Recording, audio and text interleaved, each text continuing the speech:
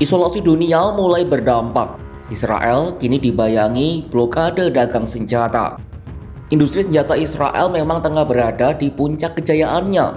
Produk militernya selalu laris manis di pasar global.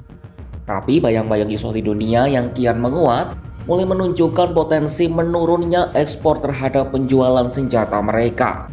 Selama ini, Tel Aviv dikenal sebagai pemasok senjata mutakhir dengan kualitas persenjataan yang mumpuni dan teruji di medan perang. Perang di Gaza yang berlarut-larut membuat dunia mulai berpikir ulang untuk membeli senjata Israel. Di tengah kondisi demikian, Perdana Menteri Israel Benyamin Netanyahu mendorong kemandirian produsen senjata dalam negeri.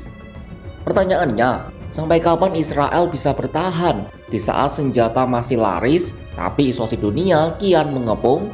Simak jawabannya dalam video berikut.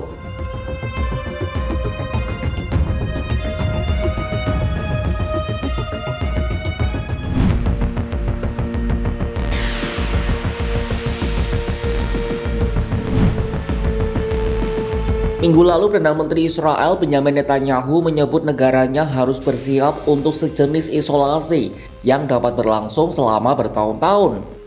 Untuk pertama kalinya, pemimpin yang biasanya keras kepala itu mengakui kalau kemarahan dunia internasional dapat mengubah Israel menjadi negara terisolasi. Mengutip CNN, Netanyahu tak menyangkal kenyataan bahwa posisi Israel di panggung global sedang berubah. Isolasi semakin terlihat setelah negara sekutu seperti Inggris, Australia, dan Kanada telah resmi mengakui negara Palestina. Di tengah badai yang menerpa ini, ia mendesak para produsen senjata Israel untuk meningkatkan kesiapan mereka. Israel dan para produsen senjatanya telah lama dianggap sebagai produsen teknologi senjata mutakhir. Berbagai senjata buatan Tel Aviv telah dijual ke berbagai negara. Seiring meningkatnya kritik internasional terhadap perang di Gaza, Israel beresiko kehilangan posisinya di beberapa pasar tersebut. Contohnya, sudah terjadi di Spanyol.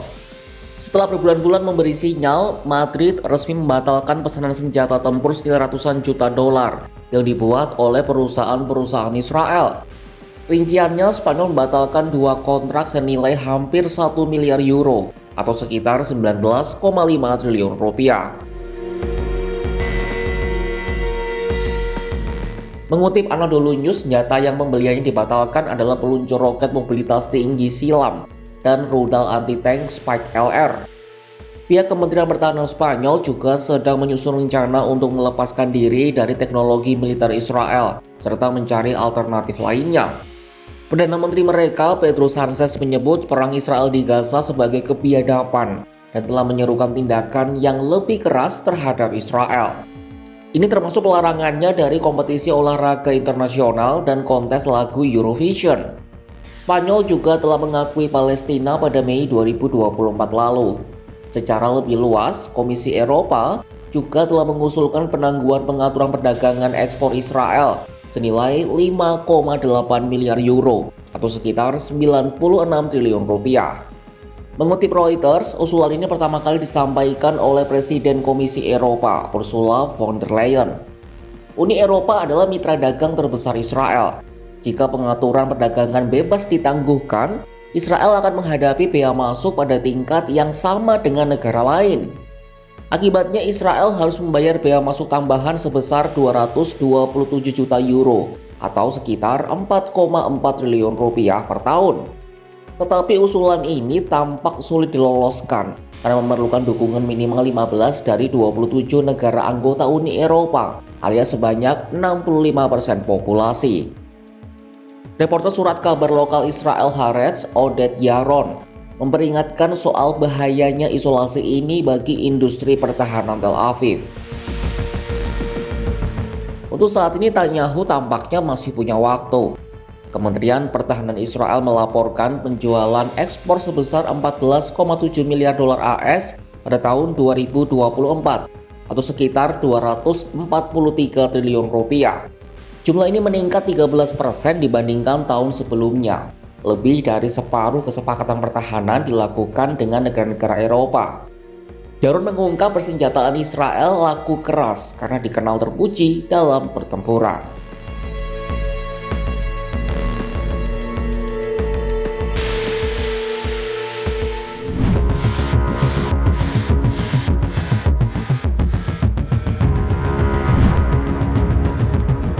Ketika dunia mulai mengisolasi Israel dari panggung global, satu sekutu selalu siap membantu. Siapa lagi kalau bukan Amerika Serikat?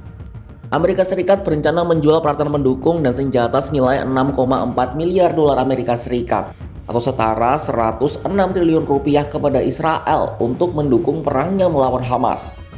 Sejumlah orang yang mengetahui masalah itu mengatakan pemerintahan Trump tengah mengupayakan persetujuan Kongres untuk menjual persenjataan termasuk helikopter serang dan pengangkut pasukan. Adapun berita mengenai usulan menjual hal itu muncul hanya beberapa hari menjelang pertemuan para pemimpin dunia di New York untuk menghadiri sidang umum PBB. Sementara itu, paket yang direncanakan Amerika Serikat mencakup kesepakatan senilai 63 triliun rupiah untuk 30 helikopter serang AH-64 Apache dan 31 triliun rupiah untuk 3.250 kendaraan serbu infanteri untuk tentara Israel. Sumber lain mengatakan sejumlah dana senilai 12 triliun rupiah digunakan untuk membeli suku cadang pendukung pengangkut personel lapis baja dan pasokan listrik. Namun hingga kini Gedung Putih belum memberikan komentar apapun mengenai rencana usulan tersebut. Dukungan penuh Presiden Amerika Serikat Donald Trump terhadap militer Israel berbanding terbalik dengan meningkatnya kewaspadaan dari kalangan Demokrat terhadap agresi Israel di Gaza. Pada hari Kamis, sekelompok senator AS memperkenalkan resolusi Senat pertama untuk mendesak pengakuan negara Palestina.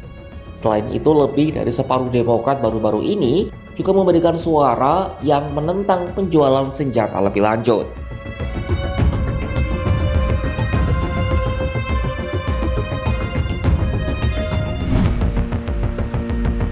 Israel dulu dikenal lewat senjata yang dijual ke banyak negara. Senjata yang disebut canggih, teruji, dan mematikan. Namun perang di Gaza telah mengubah segalanya. Satu persatu pintu ekspor mulai tertutup. Pesanan senjata dibatalkan, kontrak miliaran euro dilepaskan, dalam tudingan kejahatan perang semakin keras terdengar. Isolasi bukan lagi ancaman, tapi kenyataan yang perlahan menghimpit. Netanyahu mungkin bersuara lantang tentang kemandirian produksi, tapi industri pertahanan sulit hidup tanpa pasar luar negeri.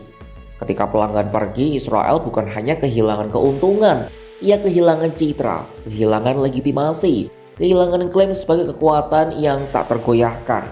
Pada akhirnya, mampukah mereka bertahan dalam kondisi seperti itu? Saksikan kabar lainnya hanya di kanal YouTube Kompas.com.